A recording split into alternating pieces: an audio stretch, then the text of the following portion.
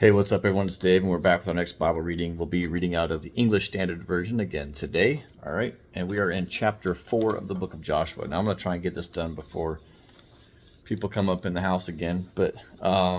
So chapter 4 has 24 verses, and it's going to talk about 12 memorial stones from the Jordan. This is actually pretty cool and proof that this isn't a metaphor, as some people want to talk about the different stories in the Bible. Like, did they actually happen, or no? It actually happened. It's not a metaphor.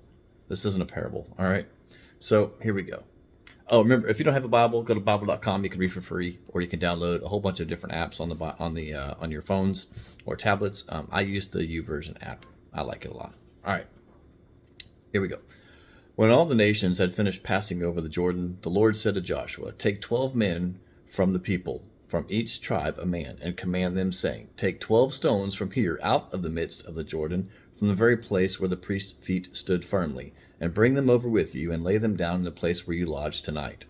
Then Joshua called the 12 men from the people of Israel, whom he had appointed, a man from each tribe, and Joshua said to them, "Pass on before the ark of the Lord your God in the midst of the Jordan, and take up each of you a stone upon his shoulder, according to the number of the tribes of the people of Israel, that this may be a sign among you.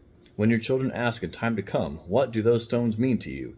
then you shall tell them that the waters of the Jordan were cut off before the ark of the covenant of the Lord when it passed over the Jordan. The waters of the Jordan were cut off. So these stones shall be to the people of Israel a memorial forever."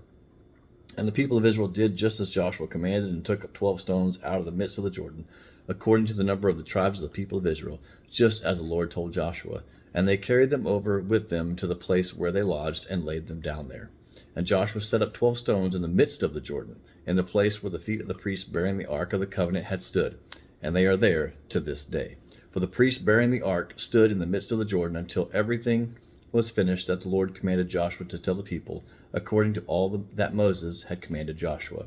The people passed over in haste. And when all the people had finished passing over, the ark of the Lord and the priest passed over before the people. And the sons of Reuben, the sons of Gad, and the half-tribe of Manasseh passed over armed before the people of Israel, as Moses had told them. About 40,000 were ready for war, passed over before the Lord for battle to the plains of Jericho. On that day the Lord exalted Joshua in sight of all of Israel, and they stood in awe of him, just as they had stood in awe of Moses all the days of his life. And the Lord said to Joshua, "Command the priest bearing the ark of the testimony to come out of the Jordan." So Joshua commanded the priest, "Come up out of the Jordan." And when the priest bearing the ark of the covenant of the Lord came up from the midst of the Jordan, and the soles of the priest's feet were lifted up on dry ground, the waters of the Jordan returned to the place and overflowed all of its banks, as before.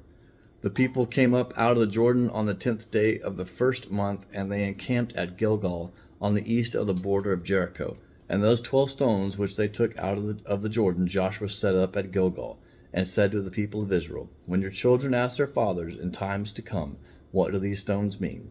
then you shall let your children know, Israel passed over this Jordan on dry ground.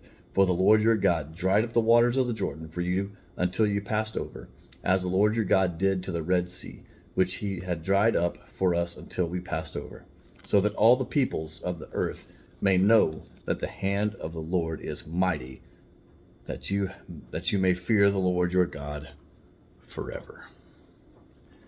That is chapter 4 of the book of Joshua. Such a powerful, powerful chapter.